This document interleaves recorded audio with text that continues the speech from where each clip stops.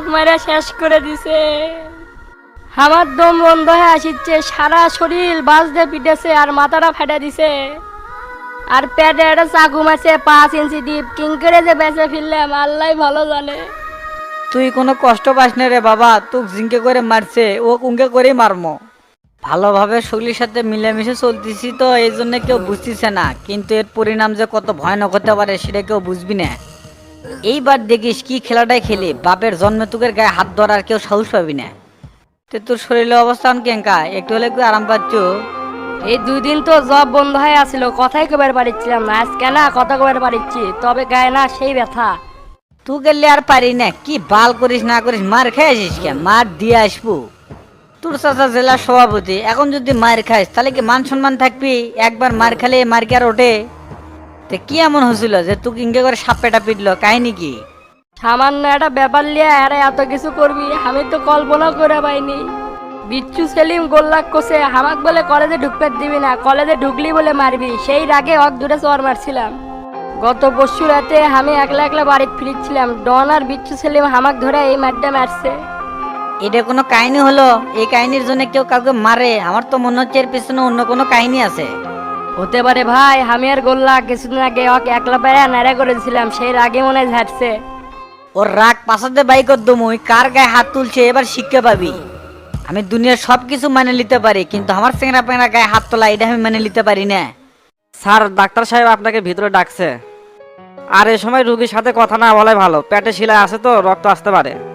ঠিক আছে আপনি যান, আমি একটু পরে ডাক্তারের সাথে কথা বলতেছি। ঠিক আছে স্যার। তাহলে ফটিক থাক, চিন্তা করিস না, তাড়াতাড়ি সুস্থ হয়ে যাবো। আর কোনো কিছু দরকার লাগলে নার্সে বলিস, আমি বলে যাবনি। আচ্ছা ভাই যান তাহলে, আর গোল্লা কেন পাঠিয়ে দেন তো। কাজ কাম কি হচ্ছে না হুদাই এখানে বসে আছো? স্যার, এখনো ওদের লোকেশন ট্যাগ করতে পারিনি, তবে 12 ঘন্টার মধ্যে ওদের লোকেশন ট্যাগ করতে পারবো। এসআই আরে ফোন দিছিল, হাসপাতালে নাকি অনেক ভিড়, যে কোনো সময় গ্যাঞ্জাম লাগতে পারে। আজব এক মুসিবতে পড়ে গেলাম। কয়েকদিন ধরে বগুড়া শহরে অশান্তি বিরাজ করতেছে। এখন পর্যন্ত শফিক ভাই কোনো মামলাই করলো না, আমরা তো ঠিক মতো অ্যাকশনে নিতে পারতেছি না। এরকম দলীয়ভাবে গ্যামজাম চলতে থাকলে আমরাও তো সমস্যার মধ্যে পড়ে থাকি। এগুলো কি আর দলীয় লোক বুঝবে? ওরা তো নিজের স্বার্থ বোঝে, আর আমাদের কথা কে ভাববে? এখানে তো আমার অন্য কিছু মনে হচ্ছে, যেহেতু ম্যাচটা খেতে সভাপতির ভ্যাসটা পাল্টা মারামারি না হওয়া পর্যন্ত এই জায়গার পরিস্থিতি মনে হয় ঠান্ডা হবি না। একটা জিনিস কিছুতেই বুঝিচ্ছি না, মারামারির পিছনে তো তার হাত আছে নাকি? আমার তো মনে হয় না তো তার সাথে জড়িত আছে, কারণ তো তার গলার সাথে অলরেডি একটা মামলা ঝুলিচ্ছে। তারপরেও এসব লোকে বিশ্বাস করতে নাই, যে কোনো সময় গিরগিটির মতন রং পাল্টাতে পারে। তুমি বিয়ে ঘরের ঘাস কাটো নাকি? 2 দিন ধরে অনেক খোঁজার দায়িত্ব দিছি, তুমি ওর লোকেশনই বের করতে পারলা না। অলরেডি মাঠে লোক নেমে দিছি, আজকের মধ্যে রেজাল্ট আসার কথা। শোনো গোপাল, এরকম নুসুবুসু কাজ করলে হবে না। তুমি প্রশাসনে জব করো, তোমার মধ্যে স্পিরিট থাকতে হবে। সামান্য পোড়ামার্কা আসামি ধরতে দিলে এত সময় লাগাও, তাহলে বড় গ্যাংকের আশেপাশেই তো যাইতে পারবে না। আজকের দিনটাই শুধু আমাকে সময় দেন স্যার। মনোযোগ দিয়ে কাজ করো, আর আশেপাশে আর ফ্রেন্ড সার্কেলদেরও ট্যাগ করো, তাহলে একটা রেজাল্ট পেয়ে যাবা। তুমি এইদিকে সামলাও, আমি হাসপাতাল থেকে ঘুরে আসি, এমপি সাহেবের আসার কথা। Okay sir.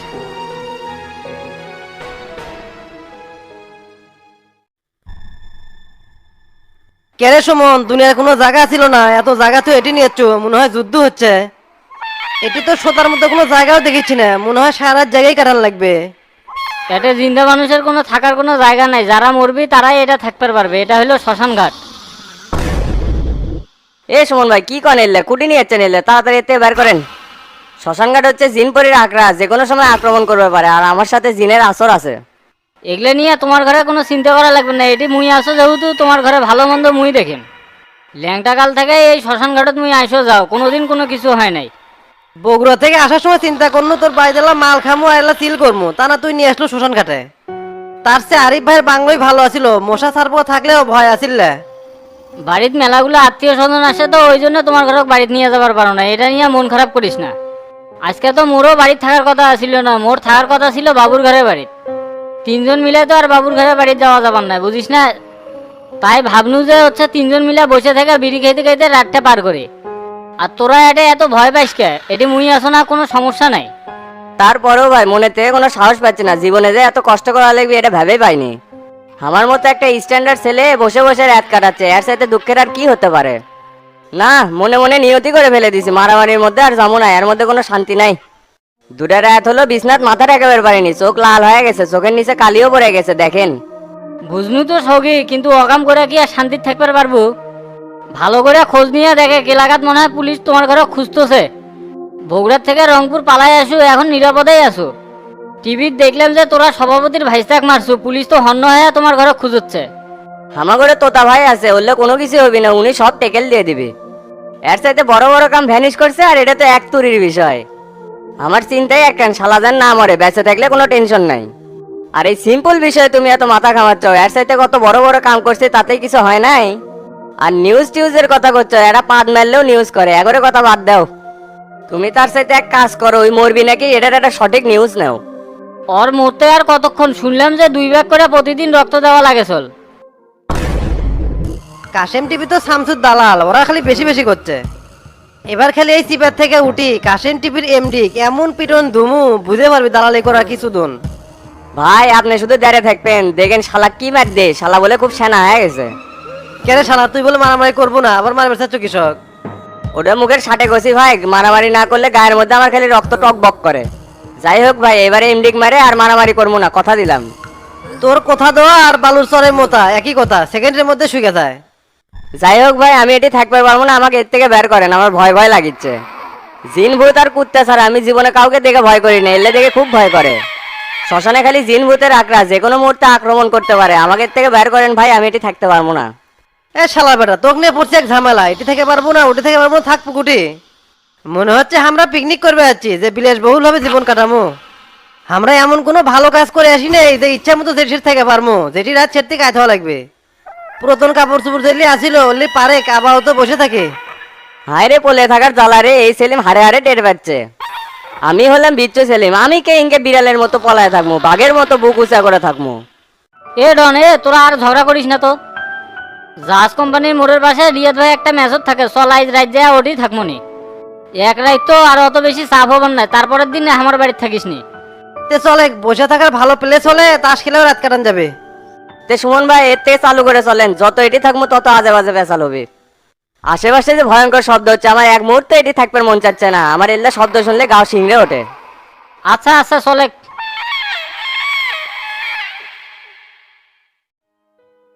কে বাচ্চু ভাই, সাত সকালে এত ডিল ডাল হয়ে কুটি যাচ্ছাও? আর কোশ না রে, হঠাৎ করে কোমা তোতা ভাই ফোন দিয়ে ডাকিচ্ছে, বাড়িত কি বেন হচ্ছে। ভাত খাওয়ার পরে বউ আমাকে জোর করে পান খেলেছে, আর পান খাওয়ার পরে বিড়ি না খেলে আমার হয় না, যার জন্য তোমার দোকানে জানো। একটা জিনিস আমার মাথায় ঢুকিচ্ছে না, যে মানুষে ফোন দিলে ফোন রিসিভ করে না, সেই মানুষ উল্টে আমাকে ফোন দিয়ে বাড়ির ডাকলো। বিপদে পড়ছে, সুদের উপর আবার টেকাই চায় নাকি? বিপদ আপদে মানুষের পাশে থাকা লাগে, যদি টেকা চায় আবার দিও। শোনো আয়নাল ভাই, নারা বেলতলা একবারই যায়, টাকা দিছি 10 লাখ, গুনতে আধা ঘন্টা সময় লাগে, সেটা এখনো হদিশ পাচ্ছি না। আমার মতো বাচ্চু একবারে ঝিমে গেছি, বউয়ের সাথে ঠিক মতো রসিকতাও করে পাচ্ছি না। বয়স তোমার 50 সুই সুই, এমন ভেসে থাকো মনে হয় বয়স তোমার 25। সাদা চুলগুলেন কলপ দিয়ে কালো করে রাখছে, আর মুসকে এত মোটা। আমি একটা যে চিন্তা করে পারছি না, তুমি পাকা আম দই পিপা এগুলো খাও কিরম করে? তুমি জানো না মুসের পানি খাওয়া হারাম, এই মোটা মুস দিয়ে তো পানি এমনি ভিজে যাচ্ছে। আল্লাহ রাসূল বলছে মুস চাচা লাগবি আর দাড়ি রাখা লাগবি, আর তুমি করছো উল্টো। হাই রে, জ্ঞানী হয়ে যাচ্ছে, তুমি আগে নিজে ঠিক হও, কও তুমি তো দাঁড়িয়ে রাখো না। তুমি যে কত বড় হুজুর সেটা গ্রামের সবাই জানে, সুযোগ পেলে মানুষকে বাস দিয়ে দাও ছেড়ে। তুমি এত উত্তেজিত হয়ে যাচ্ছ কে? আমি তো এবার নিয়ত করছি এই দাড়ি আর কাটবো না, 1-1.5 মাসের মধ্যে আমার দাড়ি বড় দেখে পারবে ইনশাআল্লাহ। আর কিরকম তুমি চেংরা মাসের মধ্যে ওটি চশমা ঝুলে রাখছে, হয় চোখে দিবে না হলে বাইর থেকে আনবে না। বয়সের সাথে সাথে এলা ব্যক্তিত্ব বাড়াও, তাছাড়া মানুষ খোঁজে মনে করবে। তোমরা হলে সুদেরু মানুষ, তোমাকে মানও নাই সম্মানও নাই, আর তোমাকে প্রফেশনাল লোকগুলা নিয়ে এরকম হয়। আসলাম ভালো মুড লিয়া, তোমার থেকে একটা সিগারেট খাবো, তুমি আমার মুডটাই খারাপ করে দিলা। যাই আমার প্রফেশন না কথা কয় তা আমার পছন্দ হয় না, আর তুমি বারবার ঘুরে ঘুরে একই পেশালি বাড়ির চাও। থাও, তোমার থেকে সিগারেট খাবো না, তুমি শালা মানুষটাই ভেজাল। উচিত কথা বললাম তো, এই জন্য এই কথাটা লাগছে। এলা দাঁড়াও, সিগারেট দিচ্ছি।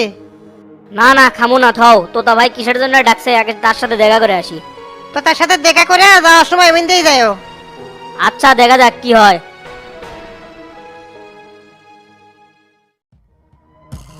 কালাম রে, অগরে সারা দুনিয়া খুঁজলাম কিন্তু পেলাম না তো। আমার তো মনে হচ্ছে ডন আর বিচ্ছু সেলিম এলাকার থেকে পলাইছে, হয়তো কোনোভাবে জানবার পারছে যে আপনি অগরে খুঁজতেছেন। এলাকা ছেড়ে কয়দিন পেলে থাকবি? বগুড়া শহরের আনাচে কানাচে যেটি থাকবি সেটি দেখে মের হবি হক। আজকে সকাল থেকে অগরে খুঁজিচ্ছি, ফোনও বন্ধ। অগরে খুঁজে পেলে যে কি করবো রে? শোন কালাম, তোর কাছে যে জন্য এলাম, আজকে রাতে তো তোর বাড়িতে থাকা লাগবে। আমি তো প্রতিজ্ঞা নিছি যে না মারা পর্যন্ত বাড়িতে যাবো না। আমার বাড়ির যে আপনি থাকবেন, আমি তো আজকে ঢাকার যাচ্ছি, পাসপোর্ট জমা দেবো, কয়দিন পর মালয়েশিয়ার যাবো। দেশে আর থাকবো না ভাই, কাম বেশি কামাই কম। কোষ কি রে, দেশে কামলা দিয়ে তোর পোষাচ্ছে না, এখন বিদেশে যা কামলা দেয়া লাগবে। হ্যাঁ ভাই, এটিকার কামে পোষায় না, ওটিতে কামও করবো, টাকাও বেশি পাবো, ভালো মন্দ খাইবারও পারবো। শ্বশুর বাড়ির থেকে টাকা দিচ্ছে বিদেশ যাওয়ার জন্য, এই সুযোগ হাতছাড়া করলে আর বড় লোক হবার পারবো? তার মধ্যে এলাকার যে অবস্থা, এটি মারামারি ওটি মারামারি করদিন আবার আমি মার খাই। এর থেকে ভালো এলাকা ছাড়ি, নিজেও ভালো থাকবো, পরিবারও ভালো থাকবি, টাকাও ইনকাম হবে প্রচুর। হ যা, ভালো সিদ্ধান্তই নিছু। তাহলে আমার আর কি করার, আজকে রাতে বাইরে বাইরে ঘুরমুনি। তাহলে একটা কাম কর, 1 কাপ কফি দে, সেটা এটি খায়, আর 1 ফ্লাস চা দে, বাইরে বাইরে ঘুরমু আর খামু। বাইরে বাইরে যেহেতু ঘুরতেছেন, তাহলে তো তার বাড়ির আশেপাশেই ঘুরেন, তাহলে একটা না একটা নিউজ পাইবেনি। ডন যেটি বলে থাকুক, তোতা ভাইয়ের সাথে তোর যোগাযোগ হচ্ছে, সেটা আমি 100% শিওর। যে কোনো একটা কুলু পাবেন, আর সেই মোতাবেক যাই ওকাকে মারবেন। কথা তুই মন্দ করিসনি, তাই করমুনি, যা। তাহলে একটু না ওয়েট করেন ভাই, আমি দিচ্ছি।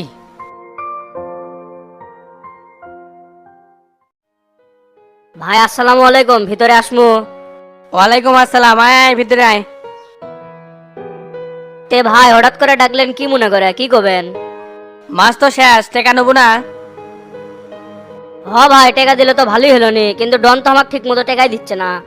গত মাসে একটু ঝামেলা হয়েছিল তো, এই জন্য তো সময় মতো টাকা দিয়ে পারি নাই। কাল সন্ধ্যার সময় আসে এই মাসের টাকাটা নিয়ে যাস। টাকা পয়সা মানুষের হাতে এই আছে এই নাই, এই জন্য মানুষের একটু জোবেদও দেখা লাগে। আপনার প্রতি আমার সেই রেসপেক্ট আছে, এই জন্যই তো চা মাত্র এতগুলো টাকা একসাথে দিছি। তে ডনের কি খবর? এলাকার তো পুলিশ খুব ডনের খুঁজিচ্ছে।